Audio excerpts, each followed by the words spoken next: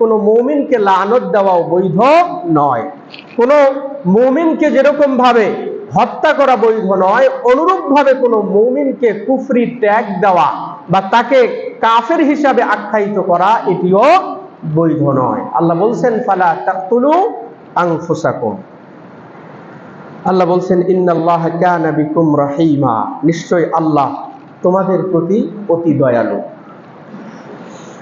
এরপরে আমি তেলাওয়াত করেছি রাসূল সাল্লাল্লাহু আলাইহি ওয়াসাল্লামের একটি হাদিস। আল্লাহ রাসূল সাল্লাল্লাহু আলাইহি ওয়াসাল্লামের সমস্ত সাহাবীরাই জান্নাতি, তবে একটি হাদিসের মধ্যে আল্লাহ রাসূল 10 জন সাহাবীর নাম নিয়েছেন। এই 10 জন সাহাবীকে দুনিয়াতে থাকা অবস্থায় আল্লাহ রাসূল বলেছেন যে এরা হচ্ছে জান্নাতি।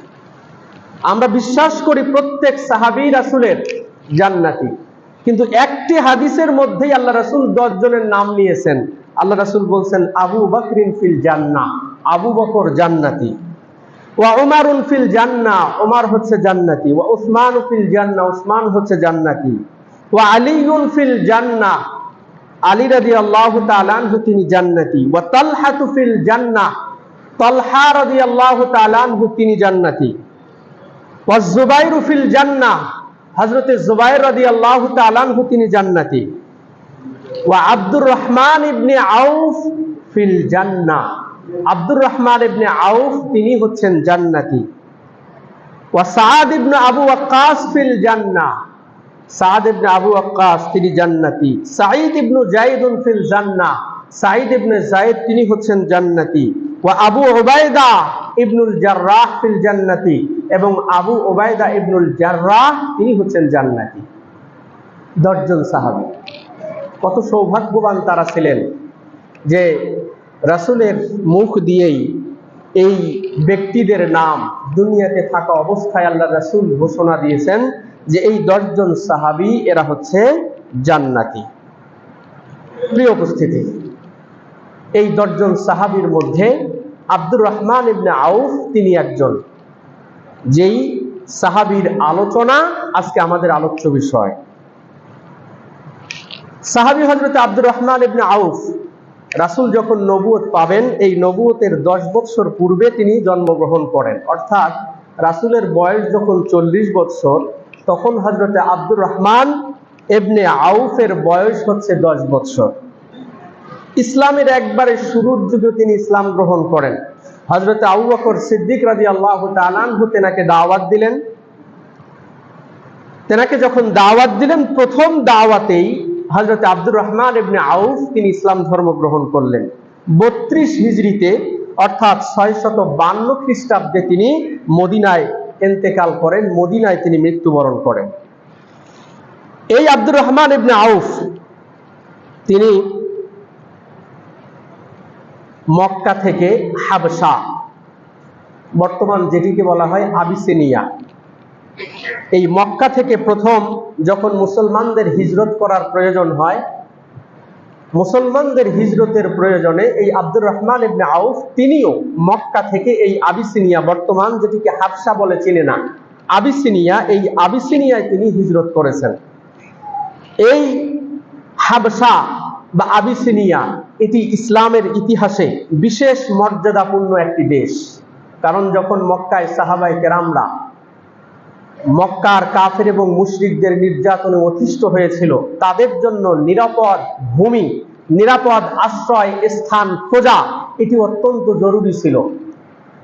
তখন আল্লাহ রাসূল সাল্লাল্লাহু আলাইহি ওয়াসাল্লাম সাহাবায়ে কেরামদেরকে বললেন যে তোমরা চলে যাও হাবশা, কারণ সেখানে একজন বাদশাহ আছেন, বাদশাহ নাজ্জাশী, তার সম্পর্কে বলা হয় তিনি হচ্ছেন, তার রাজত্বের ভিতরে কোনো অন্যায়, অবিচার, জুলুম এবং অত্যাচার চলে না। তোমরা সেখানে চলে যাও, তোমরা সেখানে নিরাপদে থাকবে। বেশ কিছু সাহাবায়ে কেরাম এবং বেশ কিছু নারী প্রথম হাবশা তথা এই আবিসিনিয়ায় হিজরত করেন। সেখানে সত্যিকার অর্থেই তেনারা নিরাপত্তা পান। বাদশাহ নাজ্জাশী, যার সম্পর্কে বলা হয় যে তিনি এতটাই ইনসাফগার ছিলেন যে তেনার রাজত্বের ভিতরে কোনো অন্যায় অবিচার হতো না, এবং পরবর্তীতে বলা হয় যে তিনি ইসলাম ধর্ম গ্রহণ করেছিলেন।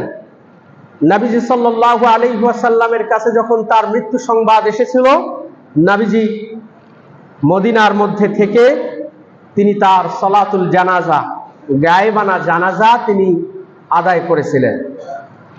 এই আব্দুর রহমান ইবনে আউফ তিনি মক্কা থেকে হাবশা তথা আবিসিনিয়ার মধ্যে তিনি হিজরত করেছিলেন। আবার সেখান থেকে হিজরত করে তিনি চলে যান মদিনায়। অর্থাৎ দুই হিজরত, ইসলামের এই দুই হিজরত গুরুত্বপূর্ণ। এই দুই হিজরতের এই অংশীদার ছিলেন হযরতে আব্দুর রহমান ইবনে আউফ। প্রিয় উপস্থিতি, এই আব্দুর রহমান ইবনে আউফ প্রথম হিজরিতেই মদিনার মধ্যে ব্যবসা শুরু করেন। আমাদের আজকের আলোচ্য বিষয় এই আব্দুর রহমান ইবনে আউফ মদিনার সবথেকে বিশাল বড় ব্যবসায়ী। আমরা আলোচনা করব তিনি অল্প সময়ে কিভাবে এত বড় ব্যবসায়ী হয়েছেন, এত বড় সম্পদশালী হয়েছেন, কি নীতি অবলম্বন করে তিনি সম্পদশালী হয়েছেন। আমরা চাই তার জীবনী থেকে কিছু আলোচনা করার জন্য। আল্লাহ আমাদের সকলকেই তৌফিক দান করুন, আল্লাহুম্মা আমিন। প্রিয় উপস্থিতি, সাহাবী আব্দুর রহমান ইবনে আউফ বড় একজন ব্যবসায়ী। পরবর্তীতে শেষের দিকে তিনি কৃষিকাজের সাথেও জড়িত হয়েছিলেন।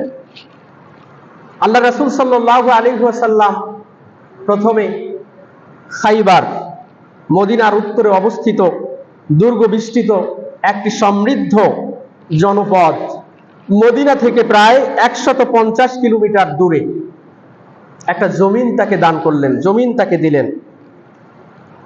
এবং এই খাইবার ইসলামী অর্থনীতির গুরুত্বপূর্ণ একটি ভূমিকা রেখেছিল।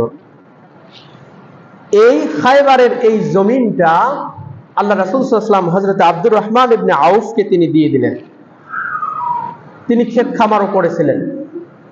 এত বড় ব্যবসায়ী হলেন, এত বড় কৃষিজীবী হলেন যে মদিনার উত্তম পশ্চিমে অবস্থিত একটি স্থান, মসজিদে নববী থেকে 5-6 কিলোমিটার দূরে জুরুফ নামক যেই জায়গা ছিল, বর্তমানে সেটি মদিনা শহর সম্প্রসারিত হওয়ার কারণে সেটি আর এলাকা নেই, কিংবা সেখানে জমিন হিসাবেই শুধুমাত্র বাকি নেই, বরং এটি শহর হয়ে গেছে। মসজিদে নববী থেকে 5-6 কিলোমিটার দূরে ছিল। এই জায়গায় তিনি যে কৃষি কাজটা করতেন, এই কৃষি কাজকে সরবরাহ করার জন্য 20টা উটের প্রয়োজন হতো। সুবহানাল্লাহ। দৈনন্দিন 20টা উট সেখান থেকে মালামাল নিয়ে আসতো। 20টা উট বলা যায় যে বর্তমানে আমাদের সমাজের মধ্যে 20টা গাড়ি, কারণ উটকে বলা হয় মরুভূমির জাহাজ। উট অনেক রকমের বোঝা বহন করতে পারে, গাড়ির মতো সার্ভিস দিত তৎকালীন সময়ে, অর্থাৎ রাসূল সাল্লাল্লাহু আলাইহি ওয়াসাল্লামের জমানায়। প্রিয় উপস্থিতি, এই আব্দুর রহমান ইবনে আউফ, আল্লাহ রাসূল সাল্লাল্লাহু আলাইহি ওয়াসাল্লাম তার উপরে সন্তুষ্ট হয়ে দুনিয়াতে থাকা অবস্থায় তেনার জন্য দোয়া করেছিলেন, আল্লাহুম্মা আসকি আব্দুর রহমান ইবনে আউফিন মিন সালসাবিলিল জান্নাহ। হে আল্লাহ, আপনি আব্দুর রহমান ইবনে আউফকে জান্নাতের একটি ঝর্ণা আছে যার নাম হচ্ছে সালসাবিল, এই সালসাবিল ঝর্ণার পানি আপনি তাকে পান করান। হে আল্লাহ, আপনি সালসাবিল নামক জান্নাতের ঝর্ণা থেকে আপনি তাকে পানি পান করান। জান্নাতের এই বিশেষ ঝর্ণার কথা কোরআনে আসছে, আইনান ফিহা তুসাম্মা সালসাবিলা। সূরা দাহারের ভিতরে আল্লাহ পাক রব্বুল আলামিন বলেছেন জান্নাতে একটি ঝর্ণা আছে, যেই ঝর্ণার পানি মিষ্ট হবে, মিষ্টি হবে, যেই ঝর্ণার পানি পান করে জান্নাতীরা তৃপ্তি পাবে, যেই জান্নাতের পানি পান করে জান্নাতীরা পরিতৃপ্ত হবে, এরকম জান্নাতের একটি ঝর্ণার নাম হচ্ছে সালসাবিল। আল্লাহ রাসূল তার উপরে খুশি হয়ে তেনার জন্য এই দোয়া দুনিয়ার মধ্যে থাকা অবস্থায় তিনি করেছিলেন। প্রিয় উপস্থিতি, বিশিষ্ট ব্যবসায়ী, এত বড় ব্যবসায়ী যে মদিনার ভিতরে তার থেকে বড় ব্যবসায়ী আর নেই। আমি তার সম্পদের হিসাব বা সম্পদের পরিমাণ আমি আপনাদের সামনে বলবো। অনেক বড় লোক ছিলেন, অনেক ধনী ছিলেন, কিন্তু ব্যবসায়ী থাকার পরেও অন্যের জন্য তার হৃদয়ের মধ্যে দরদ ছিল, অন্যের জন্য হৃদয়ের মধ্যে তার হাহাকার ছিল। তার সন্তান বলছে, তার সন্তানের নাম হযরত ইব্রাহিম। তিনি বলছেন যে আমার পিতা আব্দুর রহমান ইবনে আউফ তিনি সিয়ামরত অবস্থায় ছিলেন, তিনি একবার মক্কায় আসলেন। মক্কায় যখন আসলেন, ইফতারের মুহূর্তে তেনার সামনে বাহারি রকমের খাবারের আয়োজন করা হলো, অনেক রকমের খাবার। যখন খাবারটা তার সামনে নিয়ে আসা হলো, তিনি কান্না করতেছেন। তেনাকে জিজ্ঞাসা করা হলো যে আপনি কাঁদেন কেন, আপনার কি খাবার পছন্দ হয় নাই, কাঁদেন কেন? তখন তিনি একটি কথা সকলের উদ্দেশ্যে বললেন যে মুসআব বিন উমাইরের কথা আমার মনে হচ্ছে। মুসআব বিন উমাইরকে যখন উহুদের যুদ্ধে শহীদ করে দেওয়া হয়, অথচ তিনি অত্যন্ত তরুণ এবং একজন যুবক ছিলেন, তাকে যখন শহীদ করে দেওয়া হয়, তেনার কাফনের কাপড়ের ব্যবস্থা নেই, একটা মাত্র চাদর। যদি পা ঢেকে দেওয়া হয় তাহলে মাথা বের হয়ে যায়, মাথা ঢেকে দেওয়া হলে পা বের হয়ে যায়। এমন একটা অবস্থা, হযরতে মুসআব বিন উমাইরকে দাফন করা হয়েছে। আল্লাহ রাসূলকে যখন জিজ্ঞাসা করা হলো, ইয়া রাসূলুল্লাহ, কাপড় তো একটা, এটা দিয়ে আমরা কি করব? বলে মাথাটা ঢেকে দাও, পায়ে মক্কার একটা ঘাস, মদিনার একটা ঘাস, ইসখির ঘাস, এই পায়ের জায়গাটাকে ইসখির ঘাসের মাধ্যমে তোমরা ঢেকে দাও। তিনি আরো বললেন, হযরতে হামজাকে শহীদ করে দেওয়া হয়েছে, অথচ তারা আমাদের থেকে অতি উত্তম ছিল। আজকে আমার মনে হয় যে আল্লাহ পাক রব্বুল আলামিন যত সুযোগ সুবিধা আমাদেরকে দিয়েছে, আমার মনে হয় যে আমরা সামান্য কিছু যেই নেক কাজগুলো আমরা করেছি, আমার মনে হয় যে দুনিয়াতেই আল্লাহ পাক রব্বুল আলামিন আমাদেরকে এগুলো প্রাপ্য দিয়ে না জানি শেষ করে দেয়, আখিরাতের জন্য যেন কোনো বাকি না থাকে। এই কথা বলে কাঁদতে কাঁদতে তিনি খাবারকে পরিত্যাগ করলেন। এত বড় ব্যবসায়ী, কিন্তু তারপরেও গরিবদের জন্য বা পূর্বের অসহায় সাহাবায়ে কেরামদের জন্য তার অন্তরের ভিতরে দরদ ছিল। প্রিয় উপস্থিতি, এই সাহাবী হচ্ছে হযরত আব্দুর রহমান ইবনে আউফ। এই সাহাবী এতটাই সম্মানিত ছিল যে নবী সাল্লাল্লাহু আলাইহি ওয়াসাল্লামের যুগে তিনি প্রতিনিধি এবং রাসূলের উপস্থিতিতেই তিনি সালাতের ইমামতি করার যোগ্যতা অর্জন করেছিলেন। রাসূল জীবিত আছে, রাসূল সাল্লাল্লাহু আলাইহি ওয়াসাল্লামের আমলেই তিনি ইমামতি করার সুযোগ পেয়েছিলেন। হযরত ওমর ফারুক রাদিয়াল্লাহু তাআলা আনহুকে, হযরত ওমর ফারুক যথানিয়মে একদিন ফজরের সালাতের মধ্যে দাঁড়ালেন। এক আজমি এক গোলাম, ফিরোজ নাম, এই ফিরোজ নামের এই গোলাম হযরত ওমর ফারুক রাদিয়াল্লাহু তাআলা আনহুকে আক্রমণ করলো। এই আক্রমণ করার পরে তেনাকে মারাত্মকভাবে জখম করলো। হযরত ওমর ফারুক রাদিয়াল্লাহু তাআলা আনহু কোন রকম হাত তিনি উঠে তিনি হযরত আব্দুর রহমান ইবনে আউফকে ইমামতির কাতারের মধ্যে দাঁড় করায় দিলেন এবং হযরত ওমরকে ওখান থেকে কিছু সাহাবায়ে কেরামের সহযোগিতায় তেনাকে বাড়ির মধ্যে নিয়ে যাওয়া হলো। তাহলে হযরত ওমর হযরত আব্দুর রহমান ইবনে আউফকে ইমামতি হিসাবে, ইমাম হিসাবে তিনি নিযুক্ত করলেন। এটা হযরত আব্দুর রহমান ইবনে আউফের বিশিষ্ট একটি ফজিলত। শুধু তাই নয়, আল্লাহ রাসূল সাল্লাল্লাহু আলাইহি ওয়াসাল্লাম যখন জীবনের শেষ প্রান্তে, মৃত্যুর কয়েকদিন আগে যখন বেশ তিনি অসুস্থ হলেন, আল্লাহ রাসূল সাল্লাল্লাহু আলাইহি ওয়াসাল্লাম আব্দুর রহমান ইবনে আউফকে বললেন, তুমি সাহাবায়ে কেরামদেরকে নিয়ে সালাতের ব্যবস্থা করো। তাহলে রাসূলের জমানায় এবং হযরত ওমর রাদিয়াল্লাহু তাআলা আনহু তেনাকে ইমাম হিসাবে নির্বাচিত করেছিলেন। এরকম একজন সাহাবীর নাম হযরত আব্দুর রহমান ইবনে আউফ।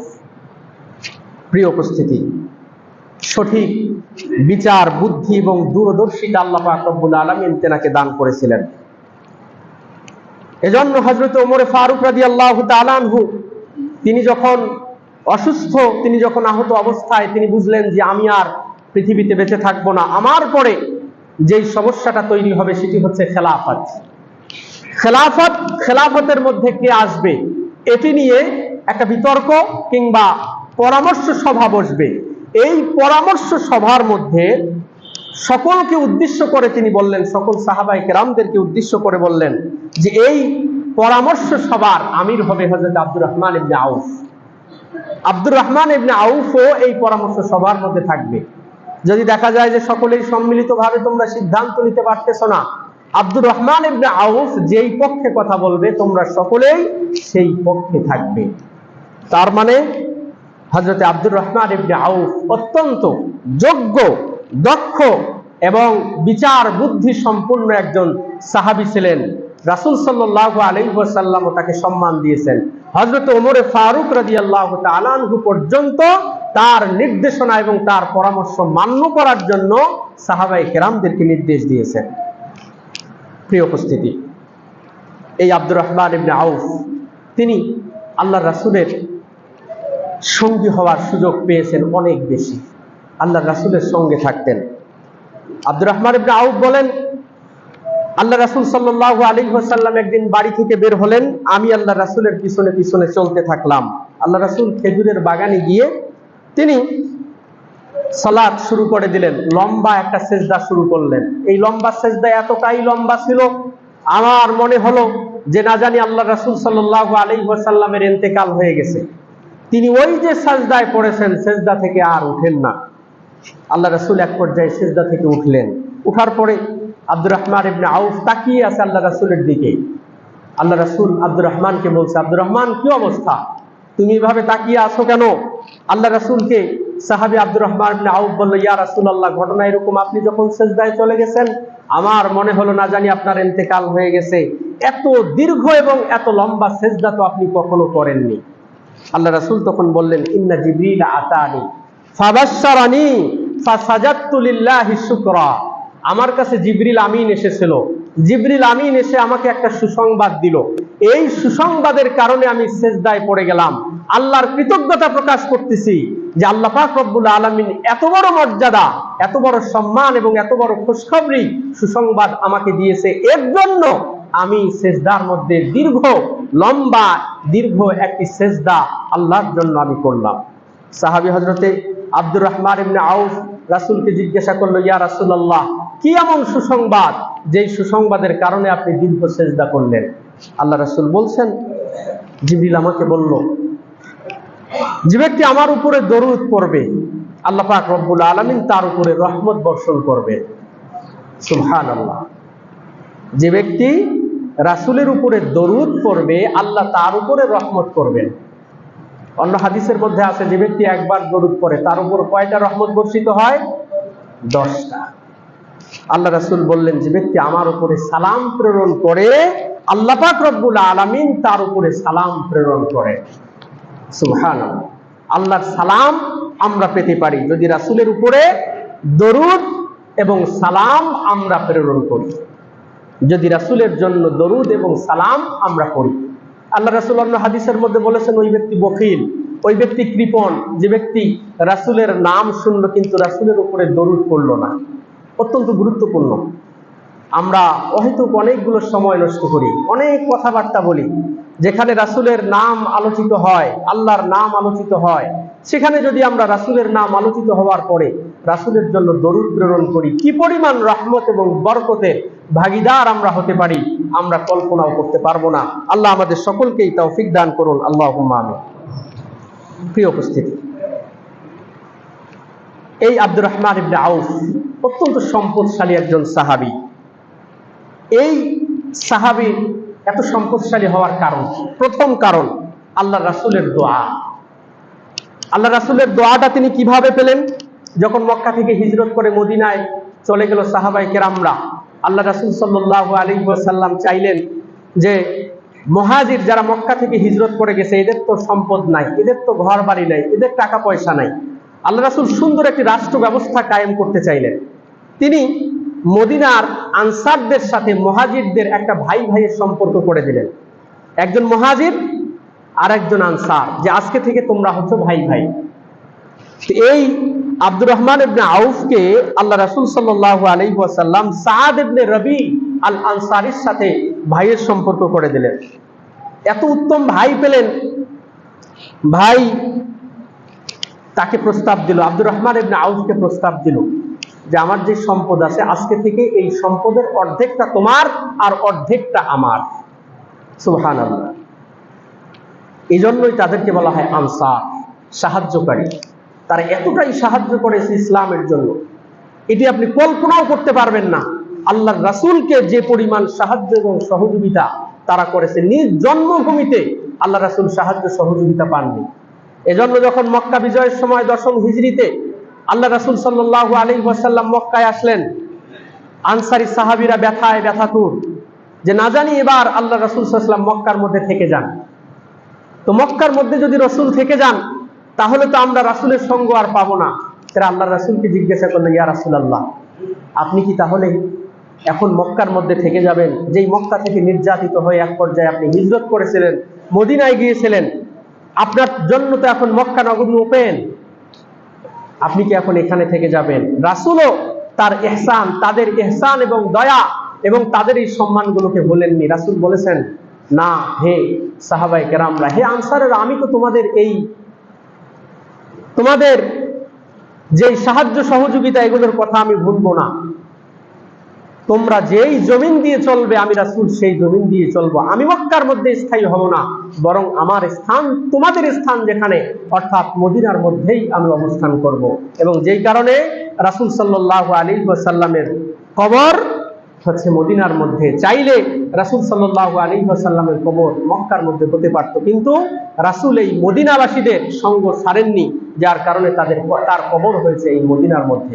প্রিয় উপস্থিতি, তো আব্দুর রহমান ইবনে আউফকে এই প্রস্তাব দিল যে আমার সম্পদ 2 ভাগ, তোমার 1 ভাগ, আমার 1 ভাগ। তেনার 2টা স্ত্রী ছিল, সাদ ইবনে রবিয়ার 2টা স্ত্রী ছিল।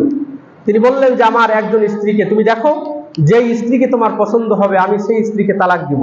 তালাক দেওয়ার পরে তার ইদ্দত 4 মাস 10 দিন পার হয়ে যাওয়ার পরে তুমি তাকে বিবাহ করে নেবে। আব্দুর রহমান ইবনে আউফের আত্মমর্যাদায় লাগলো। তিনি আত্মমর্যাদা সম্পন্ন একজন ব্যক্তি ছিলেন। তিনি বললেন, না, সিটির কোনো প্রয়োজন হবে না, তুমি আমাকে দেখে দাও মদিনার বাজার কোথায়, বাজারের মধ্যে যাও, বাজার আমাকে দেখিয়ে দাও, আমি বাজারের মধ্যে যাব। তিনি দেখিয়ে দিলেন বনু কাইনুকা। তৎকালীন সময়ে মদিনার 3টি প্রধান ইহুদি জনপদ ছিল, 3টি গোত্র ছিল, তার মধ্যে একটি ছিল বনু কাইনুকা, আরেকটি ছিল বনু নাজির এবং আরেকটি ছিল বনু কুরাইজা। এরা সব সময় কিন্তু মুসলমানদের বিরুদ্ধে ষড়যন্ত্র করত। এই বনু কাইনুকার বাজার সেই সময় খুব প্রসিদ্ধ একটি বাজার ছিল। বদরের যুদ্ধের পরে এই বনু কাইনুকার বাজারের মধ্যে মুসলিম একজন নারী গেছে। মুসলিম নারী নিকাব পরা অবস্থায় গেছে। ব্যবসায়ী বলছে, তোমার নিকাবটা খোলো। মুসলিম নারী অস্বীকৃতি জানাইছে যে না, আমি কখনো আমার নিকাবকে খুলবো না। ওই ব্যবসায়ী ছিল দুষ্ট, সে তার যে কাপড় ছিল দোকানের কোনো একটা অংশের সাথে বেঁধে দিয়েছে। বেঁধে দেওয়ার পরে সে যখন উঠছে, তার উঠার কারণে তার কাপড়টা নিকাবটা খুলে গেছে। এই ঘটনাকে কেন্দ্র করে মুসলমান এবং ইহুদিদের মধ্যে একটা বিরোধ তৈরি হলো এবং একজন ইহুদিকেও হত্যা করা হলো এবং একজন মুসলিমকেও নিহত হতে হলো। এই বনু কাইনুকা এরকম এই বাজারের মধ্যে। পরবর্তীতে আল্লাহ রাসূল সাল্লাল্লাহু আলাইহি ওয়াসাল্লাম বুঝলেন যে না, অমুসলিমদের উপরে নির্ভরশীল হয়ে থাকা যাবে না। এই 3টি গোত্র, তারা ছিল স্বর্ণকার, স্বর্ণের ব্যবসা করত এবং খুবই সম্পদশালী এবং খুবই প্রভাব ছিল। আল্লাহ রাসূল সাল্লাল্লাহু আলাইহি ওয়াসাল্লাম এদের বাজার থেকে রক্ষা পাওয়ার জন্য পরবর্তীতে তিনি বাজার প্রতিষ্ঠা করলেন, সুকুল মদিনা, অর্থাৎ ইসলামী বাজার, মুসলমানদের জন্য ইসলামী বাজার। মুসলমানেরা পূর্বের যুগে যেখানেই ধাক্কা খেয়েছে সেখানেই নিজেরাই মুসলমানদের চলার জন্য তারা তৈরি করে নিয়েছে নিজেদের ব্যক্তিগত জিনিস। আজকে মুসলিমরা আমরা এতটাই কাফের এবং মুশরিকদের উপরে নির্ভরশীল যে তারা যদি চায় আমাদেরকে 1 দিনের মধ্যে পিছিয়ে ফেলতে, তো 1 দিনের মধ্যে পিছিয়ে ফেলতে পারবে। আজকে যে যুবক বাংলাদেশের মধ্যে ফেসবুক ইউজার, ফেসবুক ব্যবহারকারী, টুইটার ব্যবহারকারী, ইউটিউব ব্যবহারকারী, এই যে ব্যবহারকারীরা আছে, এগুলো কে আবিষ্কার করেছে? মুসলিমরা। আজকে যদি তারা এগুলো বন্ধ করে দেয়, মুসলমানদের মধ্যে হাহাকার শুরু হয়ে যাবে, হাহাকার শুরু হয়ে যাবে। আজকের যুবক ফেসবুক ছাড়া চলতে পারে না, ইউটিউব ছাড়া চলতে পারে না। এই যে মনে করেন বাংলাদেশের মধ্যে এই যে 2026 ফিফা বিশ্বকাপ শুরু হয়েছে, যদি কোনোভাবে এই ফুটবল খেলাকে দেখানো বাংলাদেশের মধ্যে বন্ধ করা হয়, যে না বন্ধ, দেখতে পারবে না, বাংলাদেশের যুবকরা মনে হয় আধা পাগল হয়ে যাবে, মনে হয় অর্ধেকটা তারা মারা যাবে। যে রকমের উন্মাদনা এই ফুটবল বিশ্বকাপকে কেন্দ্র করে, আল্লাহু আকবার, এটি কল্পনাও করা যায় না। প্রিয় উপস্থিতি, তো বলতেছিলাম যে রাসূল সাল্লাল্লাহু আলাইহি ওয়াসাল্লাম পরে প্রতিষ্ঠা করলেন সুকুল মদিনা, ইসলামী বাজার। এই আব্দুর রহমান ইবনে আউফ সেই বনু কাইনুকা বাজারের মধ্যে প্রথম গিয়ে তিনি কিছু কেনাকাটা করলেন। কেনাকাটা করার পরে তিনি ব্যবসা শুরু করলেন। ব্যবসা শুরু করার পরে কিছু লাভবান হলেন। লাভবান হতে হতে আস্তে আস্তে আস্তে আস্তে চলছে। একদিন আল্লাহ রাসূল দেখলেন যে তার চেহারার মধ্যে হলুদ রং। তেনাকে জিজ্ঞাসা করলেন যে আব্দুর রহমান, তোমার শরীরের মধ্যে হলুদ রং কেন? তিনি বললেন যে ইয়া রাসূলুল্লাহ, আমি বিবাহ করে ফেলেছি, আমি বিবাহ করে ফেলেছি। আল্লাহ রাসূল তার জন্য দোয়া করলেন, বারাকাল্লাহু লাক আউলিম ওয়ালাউ বিসাতিন, আল্লাহ তোমার পরিবারের মধ্যে বরকত দেখ, আল্লাহ তোমার মধ্যে বরকত দেখ, এই দোয়া করলেন। আল্লাহ রাসূল দোয়া করলেন তোমার মধ্যে বরকত দেখ। আমরা কেউ কারো উপকার করলে আজকে আমরা বলি থ্যাংক ইউ। এই শব্দগুলো যদি আপনি হাজারবার বলেন এর মধ্যে সামান্য সওয়াব নেই। আপনি যদি বলেন বারাকাল্লাহ, জাযাকাল্লাহ, যেগুলো রাসূলের মুখ দিয়ে উচ্চারিত হয়েছিল, এগুলোর মাধ্যমে বরকত আছে। আল্লাহ রাসূলের দোয়া এতটাই কাজে লাগলো যে পরবর্তীতে তার ব্যবসার মধ্যে বরকত হতেই থাকলো। আল্লাহ রাসূল বললেন তোমার জন্য বরকত হোক, এবং তুমি যেহেতু বিবাহ করেছো তুমি ওলিমা করো, ওয়ালাউ বিশাতিন, বউ ভাতের আয়োজন করো, ওয়ালাউ বিশাতিন, যদি একটি ছাগলের বাচ্চা দিয়ে হয় বা একটা ছাগল দিয়েও হয়। আল্লাহ রাসূলের এই দোয়া করলেন। এই দোয়ার কারণে এতটাই বরকত হলো। আব্দুর রহমান ইবনে আউফ বলেন যে আমি যদি পাথরও উঠাইতাম তো পাথরের নিচ থেকে স্বর্ণের খনি বের হতো, পাথর উঠালেও স্বর্ণ বের হতো। অস্বাভাবিক বরকত আল্লাহ পাক রব্বুল আলামিন তেনাকে দিয়েছিলেন, যার কারণে দেখা গেল পরবর্তীতে তেনার 4 জন স্ত্রী ছিল। তেনার ইন্তেকালের পরে এই 4 জন স্ত্রী তৎকালীন সময়ে মিরাস যেটা পাইল, তার মৃত্যুর পরে পরিত্যক্ত সম্পত্তি যেটা পাইল, এই সম্পত্তিটার পরিমাণ কি ছিল? একজন নারী, একজন স্ত্রী 90 কোটি টাকা করে ভাগ পেয়েছে। 90 কোটি টাকা। মৃত স্বামীর অংশ স্ত্রীরা যদি কোনো সন্তান থাকে তাহলে 8 ভাগের 1 ভাগ পাবে, আর যদি কোনো সন্তান না থাকে তাহলে 4 ভাগের 1 ভাগ পাবে। তো এই মৃত স্বামীর যদি সন্তান না থাকে তাহলে কয় ভাগ? 4 ভাগের 1 ভাগ পাবে, আর যদি সন্তান থাকে তাহলে 8 ভাগের 1 ভাগ পাবে। তো এই 4 জন স্ত্রী তারা যেই সম্পদটা পেয়েছিল তেনার মৃত্যুর পরে, একজনের ভাগে হচ্ছে আপনার 90 কোটি টাকা। 90 কোটি টাকা সমপরিমাণ সম্পদ একজনের ভাগে জুটেছে। তো যারা তার সম্পদের অর্ধেক পেয়েছে, যার সম্পদের 3 ভাগের 1 ভাগ পেয়েছে, যার সম্পদের 4 ভাগের 1 ভাগ পেয়েছে, তাদের সম্পদগুলো কি পরিমাণ ছিল? এটি বর্তমানে বাংলাদেশি টাকায় যদি তার সম্পদ, পুরোপুরি সম্পদকে যদি কনভার্ট করা হয়, তাহলে আমি যেটি হিসাব করে নিয়ে আসছি সেটি হচ্ছে 24,480 কোটি টাকা। 24,480 কোটি টাকার মালিক ছিলেন এই হযরতে আব্দুর রহমান ইবনে আউফ। আপনি কল্পনাও করছেন যে 24,480 কোটি টাকার মালিক ছিলেন এই হযরতে আব্দুর রহমান ইবনে আউফ। আল্লাহ রাসূল সাল্লাল্লাহু আলাইহি ওয়াসাল্লাম দোয়া করলেন। এই দোয়ার বরকতে তিনি এত বড় বিশাল বড় ব্যবসায়ী একজন হয়ে গেলেন। এই আব্দুর রহমান ইবনে আউফ তার ব্যবসার উন্নতির পিছনে গুরুত্বপূর্ণ যে বিষয়টা ছিল সেটি হচ্ছে তিনি অত্যন্ত দানশীল ছিলেন। তিনি সবসময় দানের পদ্ধতি অবলম্বন করতেন। তেনার সম্পর্কে ঐতিহাসিকগণ বলেন তিনি যখন মদিনার মধ্যে আগমন করতেন, মদিনার অলিগলি প্রকম্পিত হতো। আব্দুর রহমান ইবনে আউফ এসেছে, পুরা শহরের মধ্যে শোরগোল শুরু হয়ে যেত যে আব্দুর রহমান ইবনে আউফ তিনি এসেছেন। প্রিয় উপস্থিতি, তিনি বিভিন্ন সময় তিনি বিভিন্ন রকমের দান করেছেন, প্রকাশ্য দান। তার মধ্য থেকে এক সময় তিনি 40,000 দিরহাম এবং 50,000 দিনার, 40,000 দিরহাম এবং 50,000 দিনার স্বর্ণ মুদ্রা, যেটি বাংলা টাকায় প্রায় 40 কোটি টাকা, একবারেই তিনি 40 কোটি টাকা তিনি প্রকাশ্যে দান করেছেন। আপনি দেখেন, বাংলাদেশ দেখেন, ভারত দেখেন, পাকিস্তান দেখেন, এরকম কোন দানবীর আছে যারা একবারেই 40 কোটি টাকা দান করে? হযরত আব্দুর রহমান ইবনে আউফকে আল্লাহ পাক রব্বুল আলামিন যে সম্পদ দিয়েছিলেন, এই সম্পদের মধ্যে তিনি প্রকাশ্যে এরকম অ্যামাউন্ট তিনি দান করেছেন। গোপন দানের হিসাব তো আলাদা। হযরত আব্দুর রহমান ইবনে আউফের যে সম্পদ ছিল, এই সম্পদ থেকে মানুষ 3 ভাবে উপকৃত হতো। তার যত সম্পদ ছিল 3 ভাবে উপকৃত হতো। এক, তিনি মানুষকে ঋণ দিতেন, সময় হচ্ছে আনলিমিটেড। একজনকে 5,000 টাকা দিলেন, তোমার যবে খুশি তুমি তখন দিয়ে দেবা, যখন তোমার খুশি তখন তুমি দিয়ে দেবা। এক ধরনের এরকম উপকার ছিল তেনার। দ্বিতীয় নম্বর ছিল, তিনি ঋণ দিতেন, নির্ধারিত সময়ের ভিতরে এটিকে পরিশোধ করতে হবে।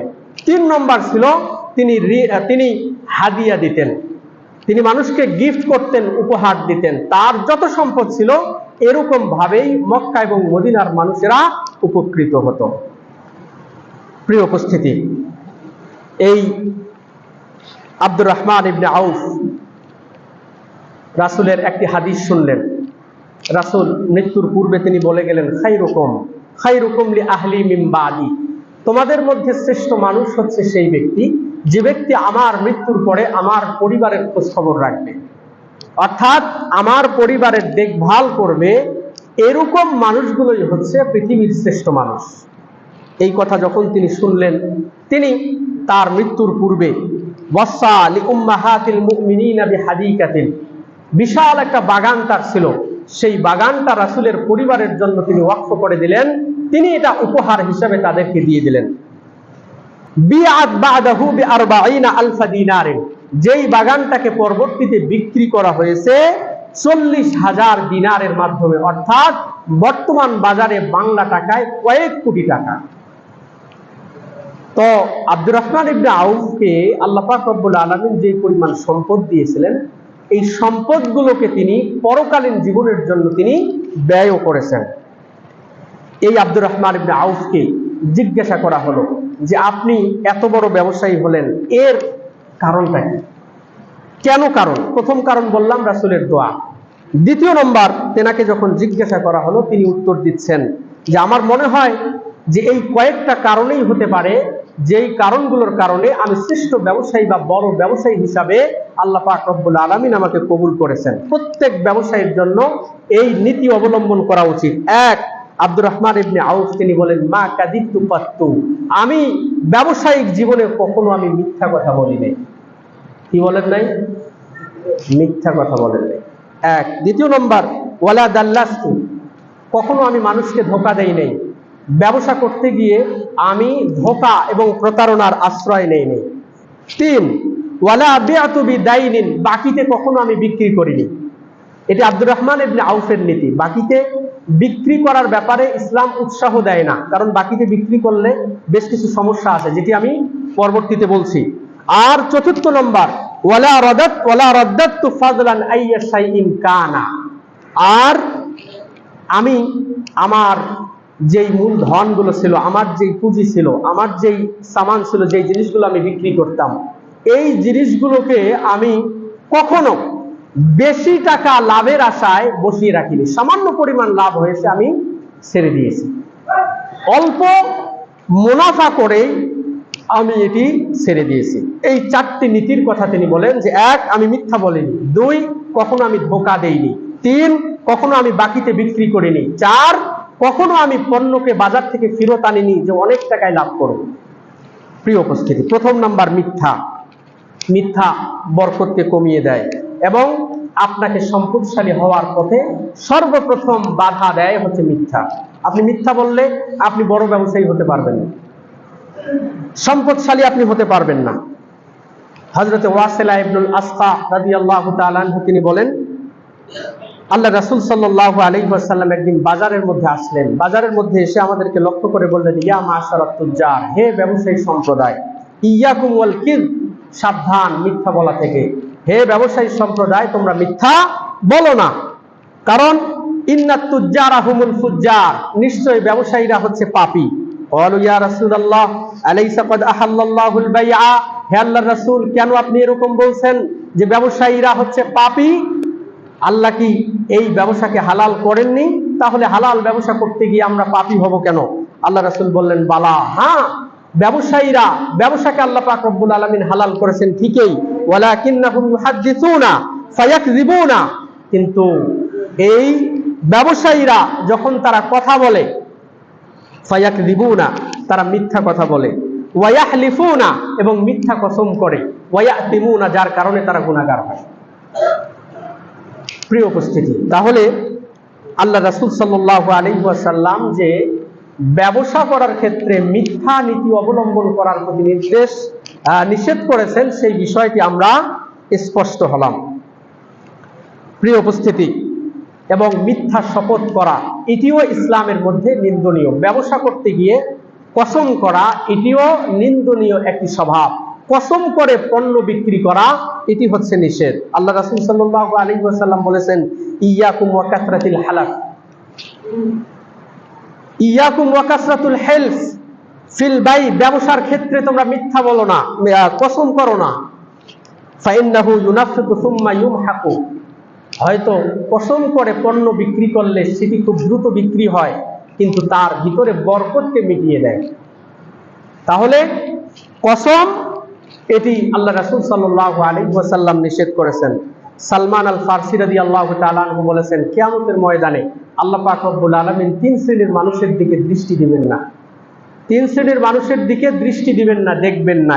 এক, ওই সমস্ত ব্যভিচারী যারা বয়স্ক, বৃদ্ধ, বয়োজ্যেষ্ঠ যারা, এরা যদি ব্যভিচারী হয় তাহলে এদের দিকে আল্লাহ পাক রব্বুল আলামিন কিয়ামতের দিনে তাকাবেন না।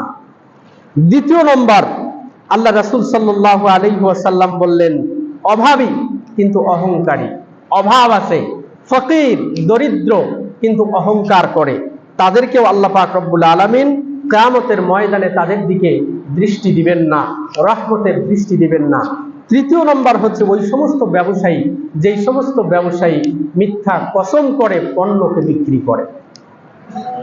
আল্লাহ পাক রব্বুল আলামিন আমাদেরকে হেফাজত করুন, আল্লাহুম্মা আমিন। প্রথম নম্বর হচ্ছে মিথ্যা কথা বলা। হযরত আব্দুর রহমান ইবনে আউফ বললেন, আমি মিথ্যা কথা বলে কখনো ব্যবসা করিনি। দুই, ওয়ালা দাল্লাস্তু, আমি কখনো কাউকে ধোঁকা দেইনি। ধোঁকা না দেওয়া। আল্লাহ রাসূল বলেছেন, ইয়া মাশারাত তুজ্জার, হে ব্যবসায়ী সম্প্রদায়, ইন্নাত তুজ্জারা ইউবআসুনা ইয়াউমাল কিয়ামাতি ফুজ্জারা ইল্লা মান ইত্তাকাল্লাহ ওয়া বাররা ওয়া সাদাকা, যে ব্যক্তি আল্লাহকে ভয় করে, নেক কাজ করে, এবং যে ব্যক্তি সত্য নীতি অবলম্বন করে, প্রতারণা করে না, এই ব্যবসায়ীকে আল্লাহ পাক রব্বুল আলামিন কিয়ামতের ময়দানে নবী, সিদ্দিক এবং শুহাদাদের কাতারে দাঁড় করাবেন। এর বিপরীতে যদি কারো ভিতরে মিথ্যা বলা, প্রতারণা করার স্বভাব থাকে, কিয়ামতের ময়দানে পাপিষ্ঠদের কাতারে আল্লাহ পাক রব্বুল আলামিন তাকে দাঁড় করাবেন। প্রিয় উপস্থিতি, আল্লাহ পাক রব্বুল আলামিন আমাদেরকে এই নীতি অবলম্বন করার তৌফিক দান করুন, আল্লাহুম্মা আমিন। প্রিয় উপস্থিতি, তৃতীয় নম্বর যে বিষয়টা তিনি বলেছেন, ওয়ালা বিআতু বিদাইলিন, আমি বাকিতে কখনো বিক্রি করিনি। বাকি দেওয়া এবং নেওয়া উভয়টাই জায়েজ, তবে আমরা উৎসাহ দিব না। বাকি দেওয়া এবং নেওয়া দুটাই জায়েজ প্রয়োজনে। আল্লাহ রাসূল সাল্লাল্লাহু আলাইহি ওয়াসাল্লাম বাকিতে নিতেন, এর প্রমাণ আছে। বাকি দেওয়া এবং নেওয়া জায়েজ, কিন্তু বাকিতে লেনদেন করতে করতে এক পর্যায়ে যেই খারাপিটা আসে সেটা হচ্ছে সুদের সংমিশ্রণ হয়। আজকে দেখবেন যে বিভিন্ন জায়গায় বাকিতে পণ্য দেয়, পণ্য দিয়ে নির্ধারিত পরিমাণ একটা সুদ কিন্তু বসায়। এই বাকিতে দেওয়া নেওয়ার ক্ষেত্রে এই সুদের সংমিশ্রণ আসার কারণে এই জিনিসটাকে ইসলাম নিরুৎসাহিত করে। যদি এরকম কোনো স্বভাব না আসে তাহলে এতে কোনো সমস্যা নেই, বাকিতে লেনদেন করতে কোনো রকমের কোনো সমস্যা নেই। এবং দেখা যায় যে অনেক সময় আমরা ব্যাংক থেকে টাকা নেই, ব্যাংক থেকে লোন নেই, যেখানে সুদ আছে, যেই সুদের ব্যাপারে বর্তমানে সংসদেও বেশ আলোচনা হচ্ছে। এবং যারা ঋণ নেই, যাদের ব্যাংকের মধ্যে ঋণ নেই, তাদেরকে একরকম টিটকারিও করা হচ্ছে। কিন্তু ইসলামের নীতি হচ্ছে যে যারা যত কম ঋণ করা যায়, প্রয়োজন না পড়লে ঋণের সাথে কোনোভাবে জড়িত হওয়া ঠিক নয়। কারণ আল্লাহ রাসূল সাল্লাল্লাহু আলাইহি ওয়াসাল্লাম বলেছেন, ইন্নার রাজুলা ইদা গারিমা, যখন একজন মানুষ ঋণগ্রস্ত হয়ে যায়, হাদ্দাসা ফাকাযাবা, তখন কথায় কথায় মিথ্যা বলে। মানুষ যখন ঋণগ্রস্ত হয়ে যায়, অমুক দিনে আমার টাকাটা পরিশোধ করবেন, তো বিভিন্ন সময় বলে যে ভাই আজকে আমার অমুক সমস্যা ছিল, তমুক সমস্যা ছিল, যার কারণে আমি এই টাকাটা দিতে পারলাম না, অথচ ওইরকম কোনো ঘটনাই ঘটেনি। তো ঋণগ্রস্ত হলে মানুষ মিথ্যা বলবে। বিভিন্ন দোকানের মধ্যেই কিন্তু লেখা থাকে বাকি দেওয়া নিষেধ। কেন? বাকি দিলে অমুক দিনে অমুক মারা যায়, তমুক দিনে তমুক সমস্যা হয়, এইরকম বিভিন্ন রকমের কথা লেখা থাকে। তাহলে বাকির এটা একটা খারাপই। ওয়াদা আখলাফা, ওয়াদা করে কিন্তু ঋণ নেওয়ার কারণে ঋণটা সময় মতো পরিশোধ করতে পারে না, যার কারণে ওয়াদা খেলাফ হয়ে যায়। আল্লাহ রাসূলের তো আরেকটা গুরুত্বপূর্ণ হাদিস আছে, নাফসুল মুমিনি মুআল্লাকাতুন বিদাইনিহি। মানুষের মৃত্যুর পরে একজন মানুষ, তার আমলনামাগুলো ঝুলন্ত থাকে, তার ফয়সালাটা ঝুলন্ত থাকে। কিসের সাথে? ঋণের সাথে। আপনি যদি ঋণগ্রস্ত হন, যতক্ষণ পর্যন্ত ঋণটা পরিশোধ হবে না, ততক্ষণ পর্যন্ত আপনার ফয়সালা জান্নাতে হওয়া অসম্ভব। এই জন্য আল্লাহ রাসূলের আমল ছিল, তিনি জানাজার মধ্যে দাঁড়ানোর পূর্বেই জিজ্ঞাসা করতেন যে এই মানুষটার ঋণ আছে কিনা। যদি দেখা যেত যে ঋণ নেই, তিনি জানাজা পড়াতেন। যদি ঋণ আছে, কোনো ব্যক্তি যদি দায়িত্ব নিত, সন্তান বা অন্য কোনো মানুষ যদি দায়িত্ব নিত, তাহলে তার জানাজা পড়াতেন। আর যদি কেউ দায়িত্ব না নিত, তাহলে জানাজা পড়াতেন না। পরবর্তীতে যখন ইসলামী খেলাফত ব্যবস্থা আসলো, মদিনার মধ্যে যখন ইসলামী খেলাফত কায়েম হয়ে গেল, প্রত্যেক ব্যক্তির ঋণের দায়িত্ব আল্লাহর রাসূল এবং রাষ্ট্র নিত। তখন আল্লাহ রাসূল সকলের জানাজা পড়াতেন, জিজ্ঞেস করতেন এর ঋণ আছে কিনা। যদি ঋণ থাকে, তাহলে ওই দায়িত্বটা আল্লাহ রাসূলের এবং রাষ্ট্রীয়ভাবে সেই ঋণটাকে পরিশোধ করা হতো। প্রিয় উপস্থিতি, তাহলে হযরত আব্দুর রহমান ইবনে আউফের যেই নীতি ছিল, তিনি বাকিতে কখনো বিক্রি করতেন না। এরপরে চতুর্থ নম্বর যেই নীতি তিনি অবলম্বন করতেন, যেটি বললাম যে লাভ কম কিন্তু সেল বেশি। লাভ কম হোক কিন্তু তিনি সেল করতেন। তেনার সম্পর্কে যেটি ঐতিহাসিকগণ বলেন যে যেই পণ্যটা তিনি কিনেছেন, এই পণ্যটাকে 3 দিনের বেশি তিনি তেনার কাছে রাখতেন না, অর্থাৎ 3 দিনের মধ্যে তিনি বিক্রি করতেন, এতে লাভ কম হোক অথবা বেশি হোক। অনেক দোকানদার আছে যুগের পর যুগ পণ্য রাখে, কেন? যে বেশি লাভ যখন হবে তখন বিক্রি করবে, অল্প লাভে বিক্রি করতে চায় না। এবং সমাজের মধ্যে এমন অনেক মানুষও আছে যারা হয়তো বিশেষ কিছু কাজ করে, যেরকম রিক্সা চালায়, ভ্যান চালায়, গাড়ি চালায়, অটো চালায়। আপনি একটা টাকা অফার করলেন যে ভাই এখান থেকে আমি অমুক জায়গা যাব, আমি আপনাকে 80 টাকা দিব। তার দাবি হচ্ছে যে 20 টাকা, আর তার দাবি হচ্ছে 100 টাকা। তো বলছে যে না, আমি 80 টাকাই দিব। কিন্তু দেখা গেল যে সে 80 টাকা বলার কারণে 20 টাকা না দেওয়া, আর 20 টাকা না দেওয়ার কারণে সে বসে থাকলো। 2 ঘন্টা 4 ঘন্টা বসে থাকবে, কিন্তু অল্প টাকায় সে কিন্তু তার এই রিক্সা চালিয়ে এই মানুষটাকে গন্তব্যের মধ্যে পৌঁছিয়ে দিবে না। এটি হযরত আব্দুর রহমান ইবনে আউফের নীতি ছিল না। তিনি সেল বেশি করতেন, লাভ কম করতেন। একবার তিনি 1000 উটকে ক্রয় করছেন, 3 দিন হয়ে যাচ্ছে, বিক্রি হচ্ছে না। তিনি তার এক পাইকারকে ঘোষণা দিয়ে দিলেন যে আমি যেই দামে কিনেছি সেই দামেই বিক্রি করব, কিন্তু 1000 উটের গলায় যেই রশিটা আছে সেই রশিটা আমি দেব না, এই রশি আমি দিব না। ওই ক্রেতা রাজি হয়ে গেল। 1000 উট তিনি যেই দামে কিনেছেন সেই দামে বিক্রি করে দিল, আর 1000 রশি তিনি নিয়ে আবার প্রত্যেক রশিটাকে তিনি 1 দিরহামের বিনিময়ে তিনি বিক্রি করে দিলেন। সুবহানাল্লাহ। তো হযরত আব্দুর রহমান ইবনে আউফ তিনি বলেন যে আমি আমার ব্যবসায়িক জীবনের মধ্যে এই 4টা নীতি অবলম্বন করতাম। এই 4টা নীতি অবলম্বন করার কারণে আল্লাহ পাক রব্বুল আলামিন তেনার ব্যবসার মধ্যে এরকম উন্নতি দান করেছেন। আসুন আজকে আমাদের এই ব্যবসায়ী সম্প্রদায় আমরাও যদি এরকম নীতি অবলম্বন করি, তাহলে আল্লাহ পাক রব্বুল আলামিন আমাদেরকে তিনি এরকম ব্যবসায়ী হিসাবে আল্লাহ পাক রব্বুল আলামিন কবুল করতে পারেন। প্রথম যেই নীতি আমরা অবলম্বন করব সেটি হচ্ছে যে আমরা আমাদের দানের যেই সিস্টেম, দানের হাত আমাদের বাড়িয়ে দিতে হবে। দানের হাত যদি আমরা বাড়াই তাহলে ব্যবসার মধ্যে বারাকা হবে, ব্যবসার মধ্যে বরকত হবে, যেটি হযরত আব্দুর রহমান ইবনে আউফ তিনি করতেন। তিনি এক এক সময়, বিশেষ করে তিনি তাবুকের যুদ্ধের মধ্যে তিনি তেনার সম্পদের অর্ধেকটা দিয়ে দিয়েছিলেন। তেনার যত সম্পদ ছিল, এই সম্পদের দিরহাম যতগুলো ছিল, এই দিরহামের অর্ধেক সম্পদ তিনি তাবুকের যুদ্ধে মুসলমানদের জন্য অক্ষ করে দিয়েছিলেন। এবং গোপন দান, প্রকাশ্য দান, অনেকগুলো দান করেছেন। কারণ আল্লাহ রাসূল সাল্লাল্লাহু আলাইহি ওয়াসাল্লাম বলেছেন যে দানের মাধ্যমে সম্পদ কমে না, বরং সম্পদকে বৃদ্ধি হয়। এটি হযরতে আব্দুর রহমান ইবনে আউফ তার জীবনে জ্বলন্ত একটি প্রমাণ। তাহলে দান করতে হবে। 1 নম্বর নীতি হচ্ছে দান করতে হবে। 2 নম্বর নীতি হচ্ছে ব্যবসায়িক জীবনে মিথ্যা কথা বলা যাবে না। 3 নম্বর, জীবনে ধোঁকাবাজি করা যাবে না। 4 নম্বর, বাকিতে বিক্রি করার বিষয়টা সংক্ষিপ্ত এবং আঁটোশোটো করে নিয়ে আসতে হবে। তবে হ্যাঁ, যে সমস্ত মানুষের প্রয়োজন আছে, বাকি ছাড়া হয়তো সে চলতে পারবে না, আপনি তার বিষয়টাও একটু বিবেচনা করবেন।